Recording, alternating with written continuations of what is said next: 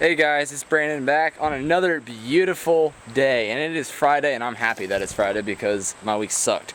Anyways, again, working on my 98 Grand Cherokee, and my steering is really bad. The ball joints are fine, everything like that is fine, but I have this issue. I've done some research on YouTube and I figured out what it was, so you can see how wobbly that steering wheel is. My tires aren't moving, and so when I'm going down the road, I could still be like this position right now, and my vehicle could still be going the other way. It just kind of floats and does its own thing. Really hard to correct. So today, minus the wind, I'm going to show you how to adjust your steering gearbox. Now, a lot of people think, oh, I need my whole rack replaced. That's going to cost you nearly 150 bucks. Don't do that just yet. We're going to go ahead and I'm going to show you how to redo that. It's fairly easy, and it should only take you, what, less than 5 minutes? So try this before blowing another 150 bucks. So basically what you need is you need a 5/8 inch wrench. This will go on the threaded piece right there at the hex. And then what you're going to want to get is Allen wrench that fits in here. So just like that. Basically what you want to do is you see that this bottom one here, you're gonna turn that to get it loose, but you want to hold your Allen wrench still so that centerpiece stays in. So while I'm turning this, I'm gonna try not to bust the camera right now, but basically you just pop it loose. You might have to use 2 wrenches against each other to get this off, so maybe about a foot of leverage, but it should come off. So you're gonna loosen this up just, you know, a little ways.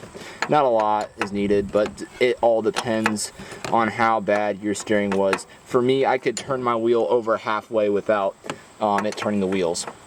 That's how bad my steering was. Then after you get that done, keep your wrench on there and turn clockwise the center Allen wrench piece. And you might want to, depending how bad it is, will depend how much you need to turn it. Mine, I needed to turn pretty far because this steering was horrible on it. And you want to do it till it starts to get a little bit tight. Depending on your vehicle and how many miles it has on it will all depend on how tight it is when it starts to bind up when you're trying to turn your steering wheel.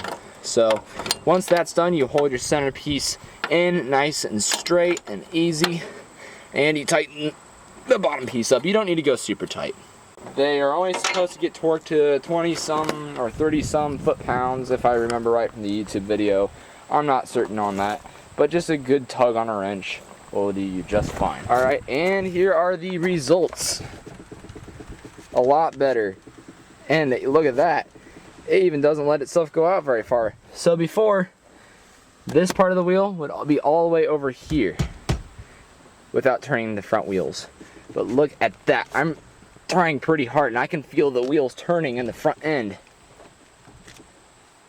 That's not bad. Also, I should mention this.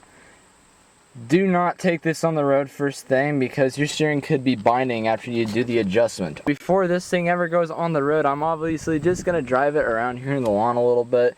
And before I start rolling though, I'm going to turn my wheel a few times until it locks, just to make sure that there's no binding in this, because if there is, you're gonna mess some stuff up and then you're gonna pay that $150 you wish you hadn't. So if it does start binding up and it won't go, just make sure you actually just loosen the Allen head stud in there instead of tightening it like we have. So like I said, before you go out spending the extra 150 bucks to do either your steering box or your tie rods, as long as you shake your tie rods and they're nice and firm in there, don't touch them. Be sure to check your steering hack out and see if you can't get that figured out, because you know what, you might save yourself a bunch of money. And that is how you do it. Thank you guys so much for watching. And as always, like, share, subscribe. I know this is a fairly new channel, so it's not gonna have much good content. So be sure to drop in the comments what you want to see on this vehicle. I need some good ideas for upgrades. I don't care if they're crazy or if they're great or whatever it is. If you have something really crazy that you want to try with this vehicle, I don't care. It could be a fart cam muffler with a 4-inch exhaust. It could be anything. Let me know in the comments below, and I will see you next time. Brandon out.